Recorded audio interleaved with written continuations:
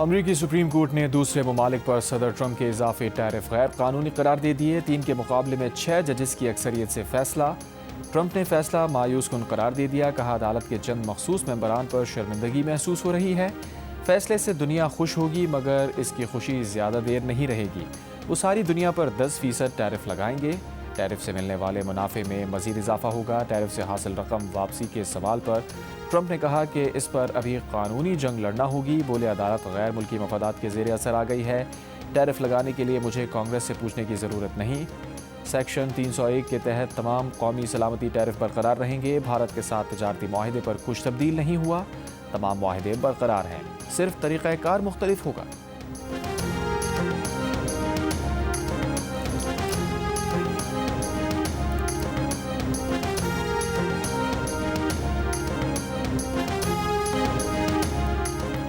وزیر اعظم شہباز شریف اور نائب وزیر اعظم اسحاق ڈار دورہ امریکہ کے بعد لندن پہنچ گئے۔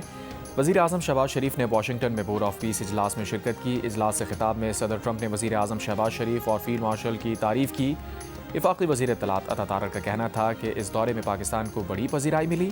کبھی پاکستان تنہائی کا شکار تھا مگر اب عالمی سفارتکاری میں اہم کردار ادا کر رہا ہے۔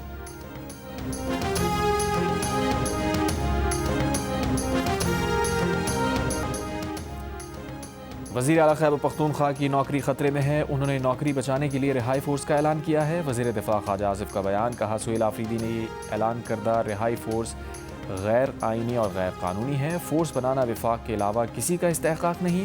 بانی پی ٹی آئی کو بیرون ملک یا بنی گالہ منتقل کرنے کی کسی سطح پر کبھی گفتگو نہیں ہوئی۔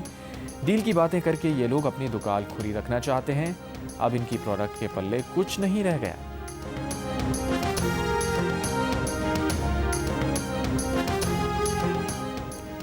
وزیر اعلیٰ خیبر پختونخوا کے معاون خصوصی شفیع جان کا کہنا ہے کہ بانی پی ٹی آئی کی رہائی فورس کو پارٹی کی منظوری کی کوئی ضرورت نہیں۔ وزیر اعلیٰ سہیل آفریدی نے اعلان کر دیا تو فورس بنائی جائے گی۔ سہیل آفریدی کے اعلان کی توثیق کی ضرورت نہیں۔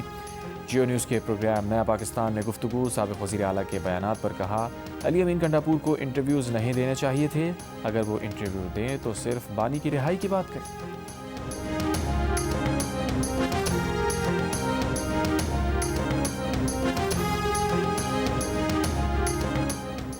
پی ٹی آئی کو نہ کوئی ڈیل کی آفر ہوئی، نہ ڈیل کا آپشن ٹیبل پر موجود ہے۔ جیو نیوز کے پروگرام جرگہ میں وزیر اعظم کے مشیر برائے سیاسی امور رانا ثنا نے ڈیل کی خبروں کی تردید کر دی۔ کہا عمران خان کو نہ حکومت اور نہ ہی اسٹیبلشمنٹ کی طرف سے ڈیل کی آفر ہوئی اور نہ ایسی کوئی ڈیل موجود ہے۔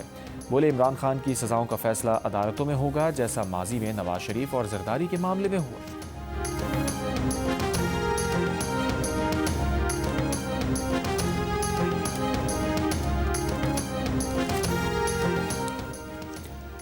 آئی ایم ایف کی پاکستان کی معاشی اصلاحات کی تعریف، 14 سال میں پہلی بار کرنٹ اکاؤنٹ سرپلس کو خوشائن قرار دیا۔ آئی ایم ایف کی کمیونیکیشن ڈائریکٹر جولی کوزیک نے کہا، مالی سال 2025 میں پاکستان کا بنیادی مالی سرپلس جی ڈی پی کے 1.3% پر رہا، جو پروگرام کے اہداف کے مطابق تھا۔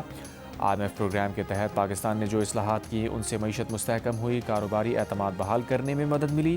25 فروری کو آئی ایم ایف وفد پاکستان کا دورہ کرے گا، جس میں اہم معاشی امور زیر بحث آئیں گے۔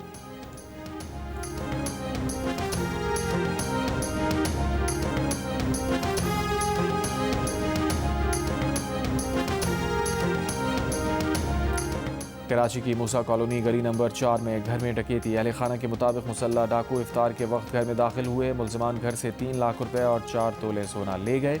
ملزمان نے گھر کے افراد کو زخمی بھی کیا۔ سچل تھانے کی حدود میں لوٹ مار کے دوران فائرنگ سے نوجوان قتل، مقدمہ درج۔ وزیر داخلہ سندھ ضیاء الانجار کا نوٹس، رپورٹ طلب۔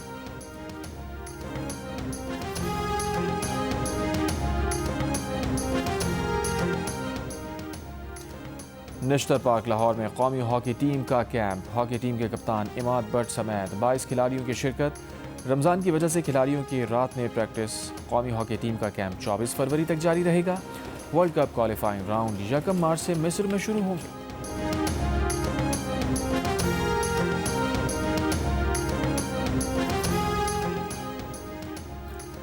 امریکی نائب صدر جے ڈی وینس نے کہا ہے کہ سپریم کورٹ کا ٹیرف سے متعلق فیصلہ لاقانونیت ہے۔ فیصلہ عدالت کی جانب سے صاف اور سادہ الفاظ میں قانون شکنی ہے۔ سجاول میں بائی پاس روڈ پر تیز رفتار پولیس موبائل ٹرک سے ٹکرا گئی۔ موبائل میں ایک پولیس اہلکار اور ایک سادہ لباس شخص سوار تھا۔ عینی شاہدین کے مطابق گاڑی شراب اور گٹکا مٹیریل سے بھری ہوئی تھی۔ پولیس موقع پر پہنچ کر اہلکار اور مشتبہ شخص کو ساتھ لے گئی۔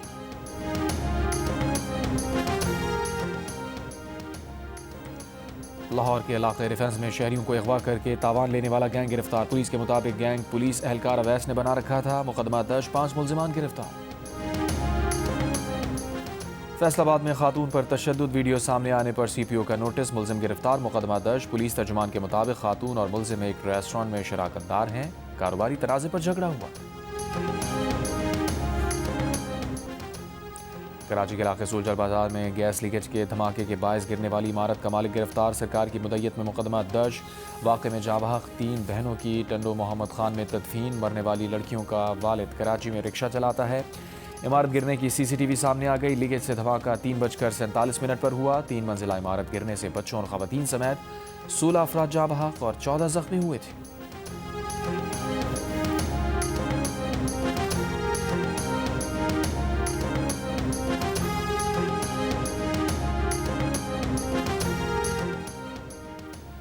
مری کے علاقے جبرا الیوٹ کے جنگل میں آگ بھڑک اٹھی۔ بڑے پیمانے پر جنگل کو اپنی لپیٹ میں لے لیا۔ محکمہ جنگلات اور ریسکیو کا عملہ آگ بجھانے میں مصروف۔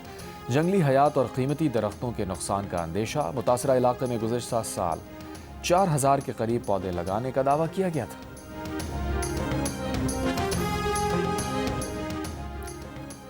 اسلام آباد، راولپنڈی، اٹک، جہلم اور چکوال میں غیر قانونی طور پر مقیم افغان شہریوں کے خلاف سیکیورٹی اداروں کا مشترکہ آپریشن۔ 100 سے زائد افغان شہری اور مشتبہ افراد کو حراست میں لے لیا۔ حکام کے مطابق police, rangers, C T D اور انٹیلیجنس اداروں کے 2000 سے زائد اہلکاروں نے آپریشن میں حصہ لیا۔ مشتبہ افراد سے پوچھ گچھ، غیر قانونی مقیم افغان شہریوں کی نشاندہی، دستاویز کی جانچ اور مرحلہ وار قانونی کارروائی جاری رہے گی۔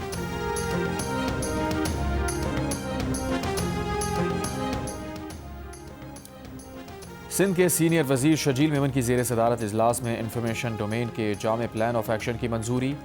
پلان وفاقی حکومت کو ارسال کرنے کا فیصلہ۔ فلمز، دستاویزی پروگرامز اور مربوط مہم کے ذریعے متحدہ قومی بیانیے کو فروغ دیا جائے گا۔ شجیل میمن نے کہا، جامع ایکشن پلان کے ذریعے انتہا پسندی اور گمراہ کن پروپیگنڈے کا مؤثر جواب دیا جائے گا۔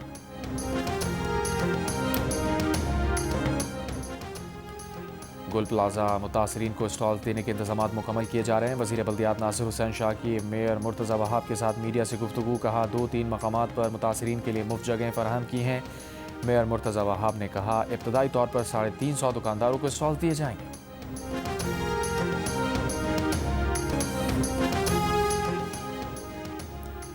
جرمنی نے کہا ہے کہ امریکی سپریم کورٹ کے فیصلے کے بعد امریکہ سے رابطے میں ہیں۔ 2 طرفہ تجارت کے آئندہ اقدامات پر وضاحت چاہتے ہیں۔ تجارتی تعلقات میں استحکام اور پیش گوئی یقینی بنانے کی کوشش جاری ہے۔ برازیل کے نائب صدر نے کہا، امریکی سپریم کورٹ کے فیصلے کے بعد ہونے والی پیش رفت کا انتظار کرنا ہوگا۔ تجارتی مذاکرات جاری رہیں گے۔